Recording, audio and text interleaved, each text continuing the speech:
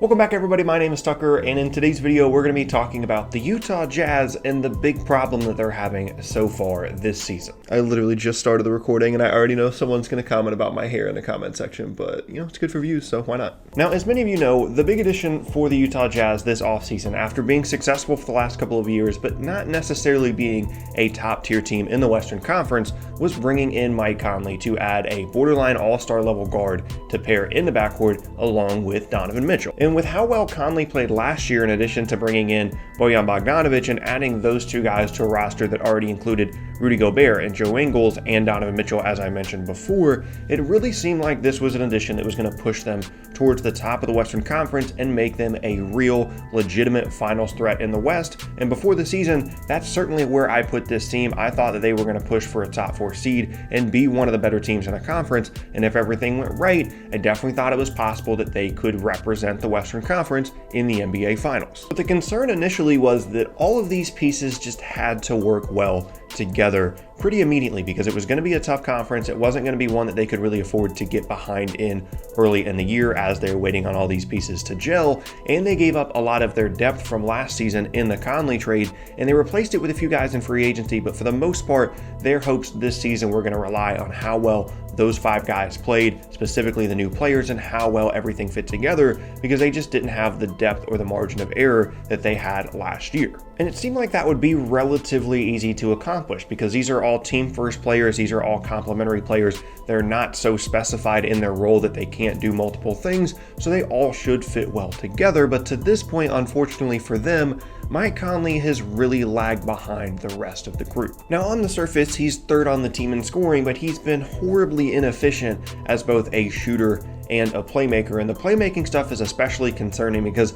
in a new system, it's not uncommon for players to take some time to get acclimated from a shooting perspective. They're maybe not getting the exact same kinds of shots that they're used to with their past teams. And it's also possible to just get off to a bad shooting start to begin the season. That's happened to plenty of players around the league. But the turnover numbers compared to the assists for Conley to this point are extremely concerning. And that concern is magnified when you consider the fact that Conley missed 70 games during the 17-18 season with a nagging Achilles injury, and the stats that he put up in the 12 games that he played that year are alarmingly similar to what he's doing so far this year, except this year they're actually even worse. And when you combine those two things, you have to at least consider the possibility that he is dealing with another nagging injury issue as he was back during that 17-18 season, because there has to be some pretty big explanation for how poorly he's playing to begin this season, because it's just been that bad. And at first you might think, well, he's 32 years old. Typically point guards, once they get past 30 years old, start to kind of fall off a cliff a little bit.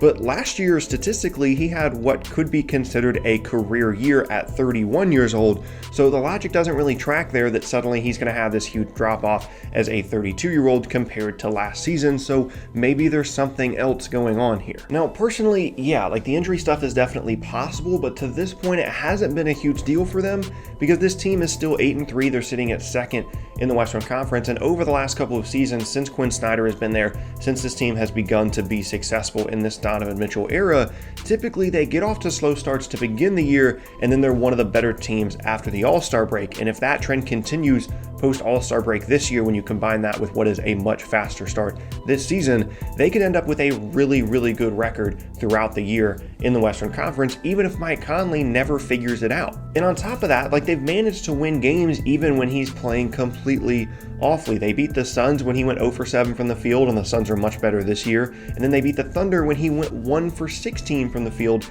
in a different game this year. So it's not like the Conley problem that I'm referencing here is bringing down their entire team and they're having such a subpar season because he's playing poorly. It's a bigger issue than that in terms of the long-term effects of Mike Conley not playing well for this team. Because the issue that I mentioned in the beginning of this video, as well as in the title of this video, that the Utah Jazz are having, this Mike Conley problem that I'm referencing, is that they can't be an elite team in the Western Conference if he is not playing well. They can't beat either the LA teams or Denver in a 7-game series unless they're getting the Memphis version of Mike Conley, and to this point, that just doesn't appear to be the case, and it's starting to seem like maybe it never will be the case. They can continue to maintain their great defense. Donovan Mitchell can still be a really dynamic scoring force. Ingles and Bogdanovic can continue to do what they do as two-way players, as occasional playmakers, as shooters, as scorers, but they need the secondary playmaking, they need the secondary scoring of Mike Conley to be at least approaching the levels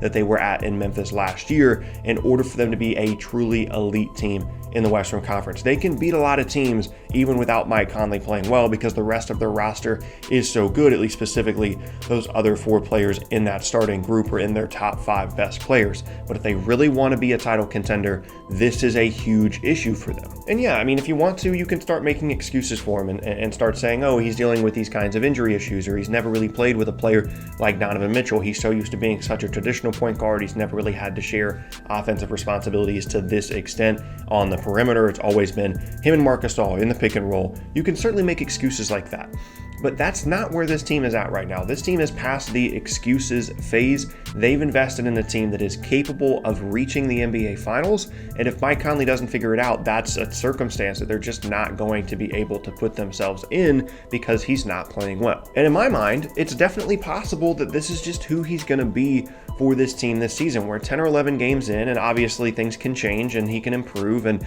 they could just be like a small sample size issue, but it's also definitely possible that this injury stuff is real and that maybe he ends up getting shut down for an extended period of time, or maybe even for the entire season, as he was back during that 17-18 season. He's getting up there in age, and it's such a concerning thing for this team because, like I said, you're putting a guy that averaged 21 a game last year on a Memphis team that was really good in the beginning of the year and then kind of fell off, on a roster that, in my opinion, was one of the better ones in the Western Conference, certainly when you're just looking at the 5 best guys on their team. But when you're going up against teams like both LA teams and Denver that are so good, and this Western Conference is going to be so tough, they have to be firing on all cylinders. They cannot afford to have guys lagging behind. And the other guy that you might be thinking about here, if you've been following the Jazz closely in terms of, why am I not talking about someone like Joe Ingles, that statistically is having a much worse season than Mike Conley and has been really good for them in the past?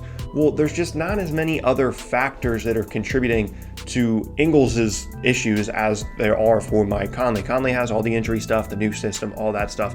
Ingles, I just think it's a slump. I think it's a new kind of role for him. At times he's been coming off the bench. He hasn't had as many opportunities offensively as he's used to, as Bogdanovic and Conley have kind of pushed him out of that role as the tertiary, maybe you could even say, playmaker and scorer for this team. And so I think that's something that he can adjust to, whereas for Conley, it could definitely be a permanent thing just because of age and because of injuries, and because of the other stuff that I've talked about in this video. Now, again, I don't want to make it seem like it's all doom and gloom. I mean, this team is second in the Western Conference right now. They're playing well, even without Conley and Ingles playing anywhere near the way they hoped they would to begin this season, and they certainly have time to figure it out. But it's still just crazy to me how poorly those two guys are playing, and more specifically Conley, like I said, because I think he has less of an opportunity to turn things around than Ingles does. Now, even having said all of those things, the concerns, the issues, the problems, all those negative things, and a lot of times people say, Tucker, your videos are too negative. Why are you always saying bad things about these teams? Well, it's because I'm trying to be realistic, right? And realistically, before this season, I definitely thought this was a finals contender. I was very high on the Utah Jazz, and to a certain extent, I still am.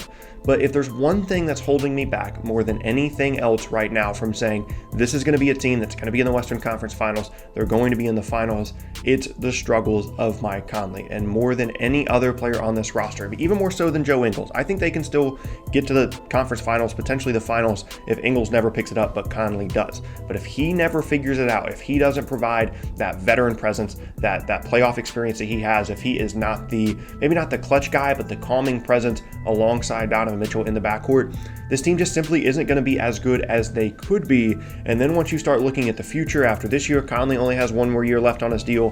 Then you're looking at big extensions for Gobert, and to a lesser extent, Ingles as well. You need a new Donovan Mitchell extension. This is kind of the year for the Utah Jazz in terms of being a true championship contender. You could sell that by the moves that they made this offseason with Bogdanovic and with Conley, sacrificing some of their depth and their future assets as well. This has got to be the year for them, and they're 8-3, right? Like, I can't say too many bad things about them, but in terms of them winning a championship or getting to the finals, Mike Conley is a huge problem for them right now, and hopefully they'll be able to turn that around at some point. And yeah, like I said, I hope you guys enjoyed today's video. Once again, my name is Tucker. If you missed any of my previous videos, then please be sure to check out the boxes on screen. Thanks again, and I'll see you all next time.